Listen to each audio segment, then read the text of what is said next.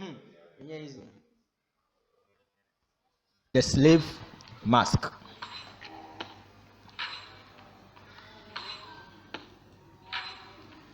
This metal mask was used during slavery for three main reasons. One, to prevent the slaves from eating fruits such as apples, pineapples, oranges, cashews, bananas, plantains, and sugarcanes while harvesting them. Yet, they were made to consistently in all to work consistently in all the plantation farms. Two, to stop the slaves from chanting our African spiritual songs.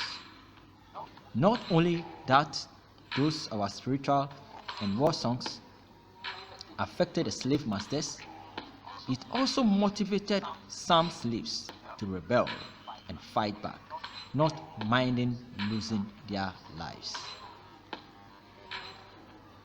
To stop slaves from teaching our African local dialects, that is, languages, to their children, whereby destroyed our dialects and forced them to learn foreign languages. Last but not the least, to starve slaves as a punishment in the slave camps. The mask prevented them from eating or drinking. Sometimes the slave masters would force an apple, a hole, into the mouths of slaves before they wore the metal marks on them with the paddocks so that they couldn't talk.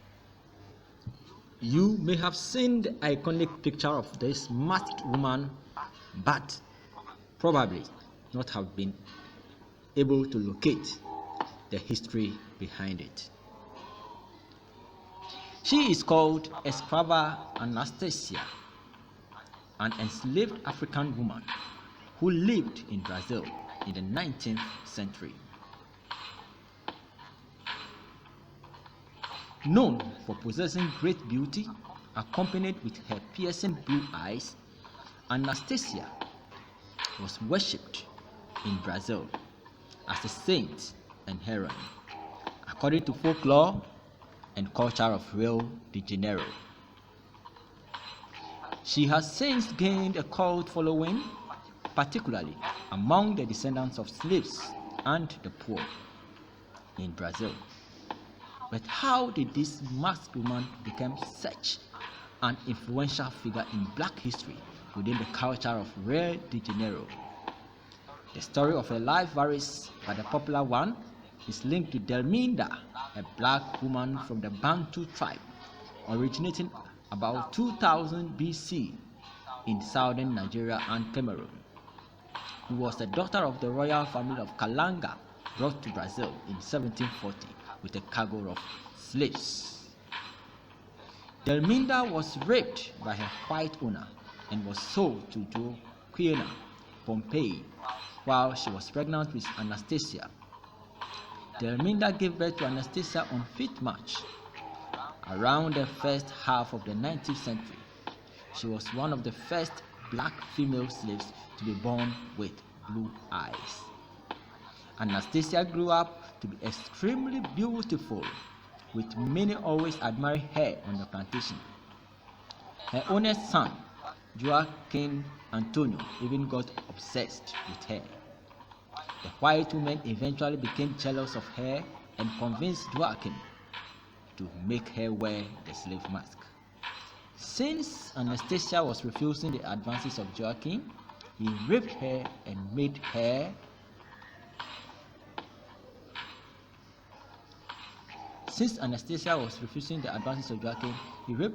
wear the iron marks for the rest of her life as a form of punishment.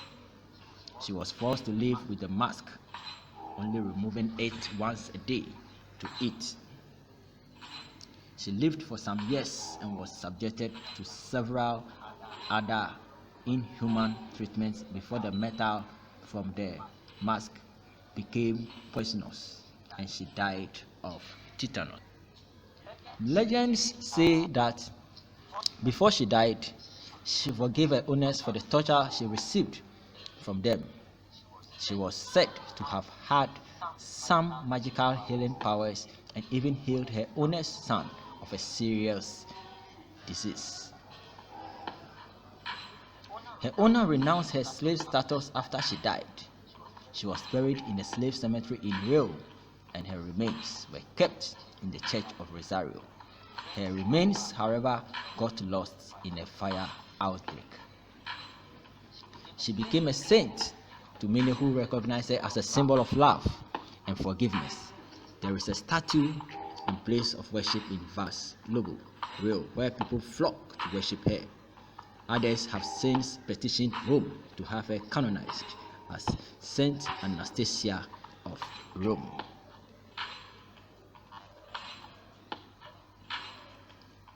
Why should blacks, Africans, subjected to this weakness? Never again in the history of black